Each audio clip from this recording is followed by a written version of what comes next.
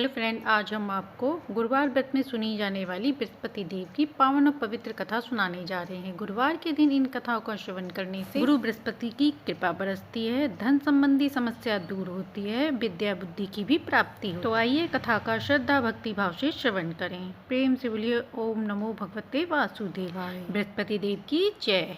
सावन मास में बृहस्पतिवार कथा का श्रवण करने से विष्णु भगवान के साथ साथ शिव जी की विशेष कृपा प्राप्त होती है। तो चलिए कथा आरंभ करते हैं। आज बृहस्पतिवार के दिन सुनेंगे बृहस्पति देव की वो अद्भुत कथा जो केवल धन, वैभव और संतान का आशीर्वाद ही नहीं देती बल्कि हमारे जीवन में विद्या, शांति और सौभाग्य की धारा को बहा देती है। सावन की भीगी भीगी सुबह थी, हर ओर हरियाली थी, केले के पेड़ झूम रहे थे, तुलसी के पत्तों पर ओस जैसी मोती फैली थी, मंदिर की घंटियों की आवाज हवा में घुली हुई थी और उसी सुबह एक स्त्री बैठी हुई थी। उसका नाम था वृंदा। उसने अपने घर के आंगन में केले का वृक्ष लगाया था, उसके नीचे एक छोटा सा मंदिर बनाया था और वह हर गुरुवार को केले के वृक्ष की बृहस्पतिवार के दिन पूजा आराधना करती थी। उसका विवाह एक साधारण घर में हुआ था, परंतु वह परिवार बहुत ही सांसारिक था। उसका पति भी बहुत संतोषी और मेहनती था, परंतु बस एक ही बात वृंदा को खलती थी कि उसके घर में लक्ष्मी जी का वास बिल्कुल भी नहीं था। उसका पति जितना भी कमाता था, किसी न किसी कारण से उसके घर में धन टिकता ही नहीं था।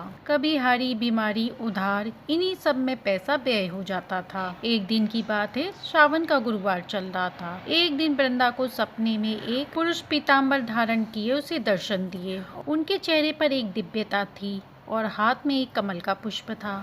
उन्होंने वृंदा को देखा और उससे कहा, बेटी तुम मुझे नहीं जानती, मैं बृहस्पति हूँ। तू हर गुरुवार बृहस्पतिवार का व्रत पूजन करती है। तेरे घर में कोई संतान नहीं है, तेरे घर में धन, वैभव, सुख, शांति भी नहीं है, क्योंकि तेरी पूजा में विधि विधान नहीं है। अब मैं जो विधि बताता हूँ उसे ध्यान पूर्वक सुनो। अब जो मैं तुम्हें बताने जा रहा हूँ उसे सावन के गुरुवार से श्रद्धा भक्ति पूर्वक से करो। ऐसा करने से तुम्हारे सारे दुख दूर होंगे, घर में लक्ष्मी जी भी आएंगी और सुख संतान भी होगी। जब वृंदा नींद से उठी तो उसने ये सारी बात अपने परिवार के सदस्यों को बताई। सभी लोग आश्चर्य में थे। अगले दिन सावन का गुरुवार था और उसने उसी दिन से सावन गुरुवार व्रत आरंभ कर दिया। उसने केले के वृक्ष को जल चढ़ाया, हल्दी, गुड़ और चने की दाल चढ़ाई, बेसन के लड्डू का भोग लगाया और कथा सुनी। अब जो कथा वृंदा ने सुनी वह इस प्रकार है। किसी नगर में एक सुशीला नाम की स्त्री रहती थी। वह अत्यंत सुंदर और विनम्र थी। उसका पति भी न्यायप्रिय था।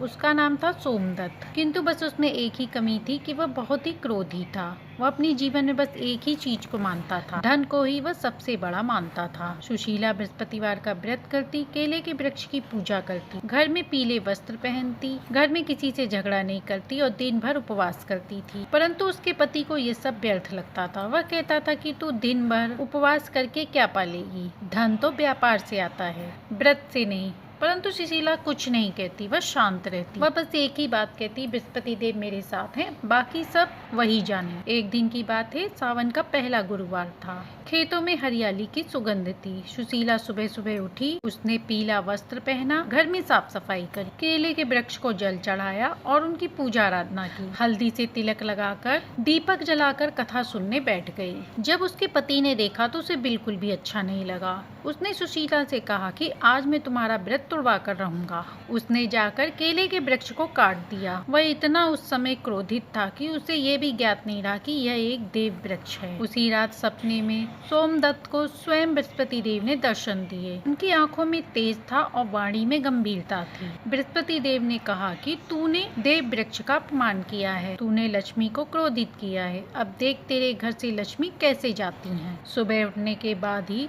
सोमदत्त के व्यापार में भारी घाटा हुआ। उसके घर में कलह बढ़ने लगी और वह इन सब से ऊबकर एक दिन नगर को छोड़कर चला गया। परंतु सुशीला ने हार नहीं मानी। वह फिर भी हर गुरुवार का व्रत पूजन वैसे ही करती रही जैसे पहले करती थी। नया केले का वृक्ष लगाया और उस वृक्ष के पास पूजा करने लगी और भगवान से बस यही कहती, हे देव मेरा प्रेम सच्चा है और मुझे आपकी कृपा चाहिए। और तभी एक दिन सावन के गुरुवार को ही एक संत उसके द्वार पर आए। उन्होंने कहा, बेटी तेरा प्रेम बृहस्पति देव ने स्वीकार किया है और आज से तेरे जीवन जीवन में हरियाली ही हरियाली होगी। उसी दिन समाचार आया, सोमदत्त को भी ज्ञान हो गया था और वह वापस आ रहा है। कुछ ही समय में घर में केवल सुख नहीं आया बल्कि वह धन धान्य से भर गया। और ये दिन सावन मास के गुरुवार की आखिरी शाम, मंदिर की घंटियां मंद स्वर में बज रही थी। आकाश भी धीरे धीरे केसरिया रंग में रंग रहा था। सुशीला आंगन में दीप जलाकर बृहस्पति देव के आगे बैठी थी। उसके मन में संतोष था और चेहरे पर एक शांति थी। इतने वर्ष की प्रतीक्षा के बाद उसे प्रतीत हो रहा था जीवन में कुछ नया, कुछ अच्छा और एक नई सुबह आने वाली है। उसी क्षण उसे दूर से एक बैलगाड़ी के पहियों की ध्वनि सुनाई दी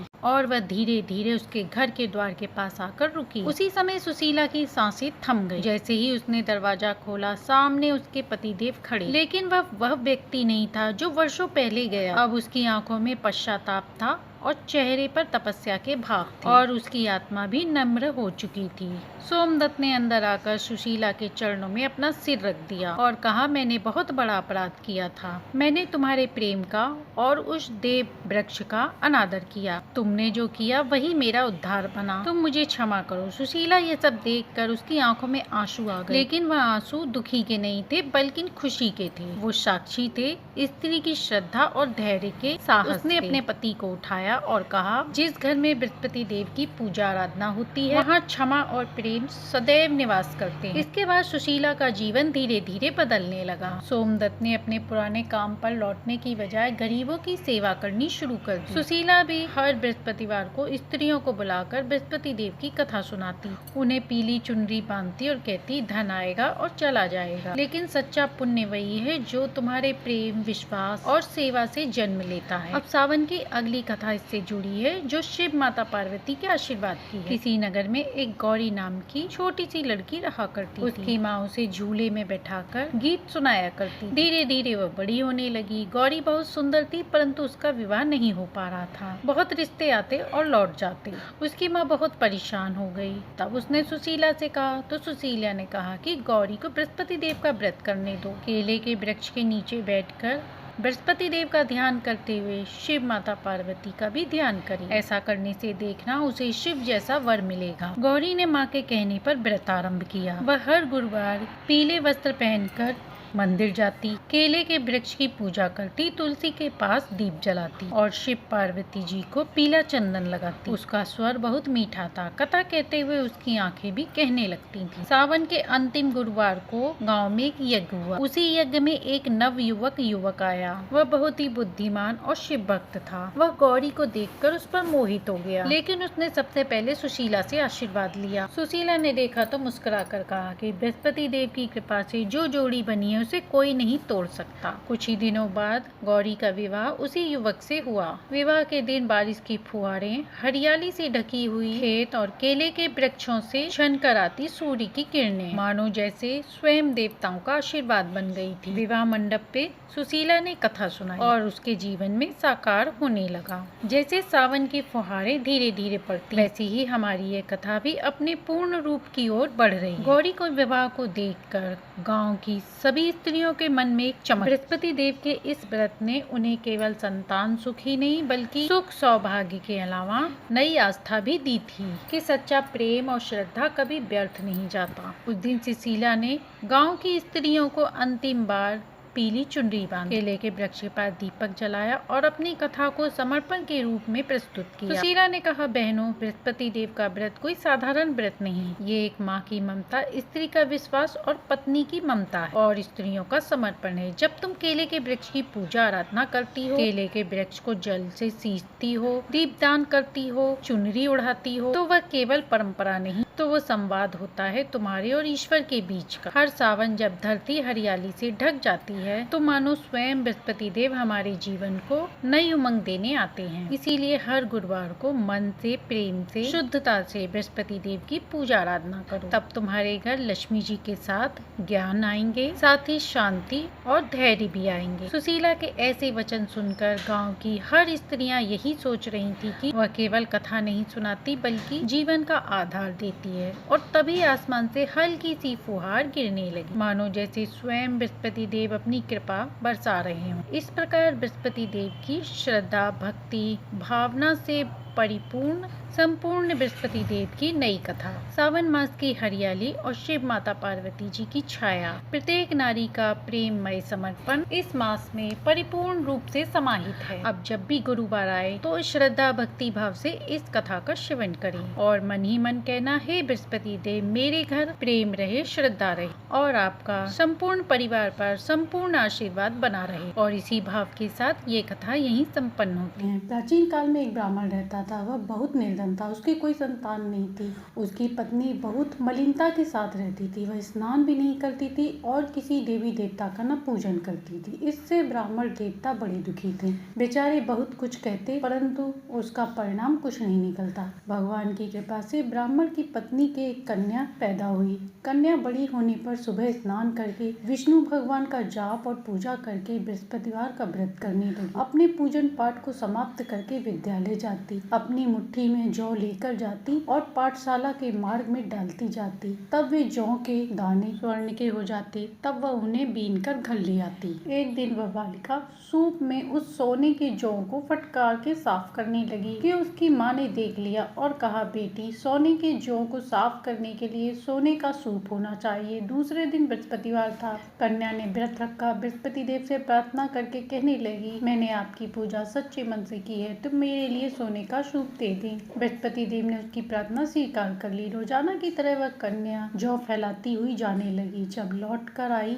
तो वह सोने में बदल गया। वह उन्हें उठाकर घर ले आई। बृहस्पति देव की कृपा से सोने का सूप उसे मिल गया। वह उसे भी घर ले आई और उसमें जौ साफ करने लगी, परंतु उसकी माँ का वही ढंग रहा। एक दिन वह कन्या सोने के सूप में जौ साफ कर रही थी। उस समय उस शहर का राजपुत्र वहां से होकर निकला। इस कन्या का रूप में कार्य करते देख वह उस पर मोहित हो गया और अपने घर आकर भोजन जल त्याग कर उदास होकर बैठ गया। राजा ने इस बात का पता लगाया तो प्रधानमंत्री के साथ उसके पास गया और बोला, हे बेटा, तुम्हें किस बात का कष्ट है? किसी ने अपमान किया है अथवा और कोई कारण हो सो कहो, मैं वही कार्य करूँगा जिससे तुम प्रसन्न हो। अपने पिता की राजकुमार ने बातें सुनी तो वह बोला, मुझे आपकी कृपा से किसी बात का दुख नहीं है। किसी ने मेरा अपमान नहीं किया, परंतु मैं उस लड़की से विवाह करना चाहता हूँ जो सोने के सूप में जौ साफ कर रही थी। ये सुनकर राजा आश्चर्य में पड़ गया। वह बोला कि बेटा, इस तरह की कन्या का पता तुम ही लगाओ,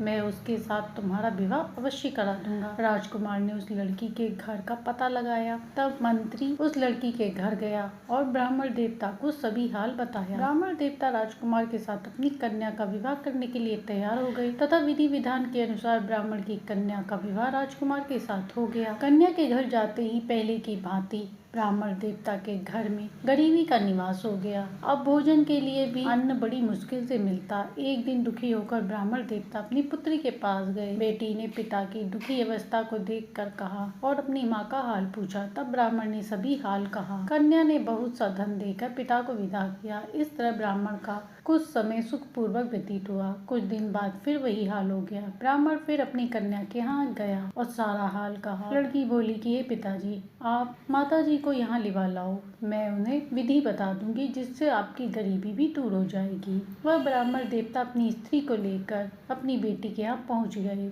बेटी ने अपनी माँ को समझाया कि हे माँ, तुम प्रातः काल स्नान आदि करके विष्णु भगवान का पूजन करो तो सब दरिद्रता दूर हो जाएगी। परंतु उसकी माँ ने एक भी बात नहीं मानी और प्रातः काल उठकर अपनी पुत्री के बच्चों की जूठन को खा लिया।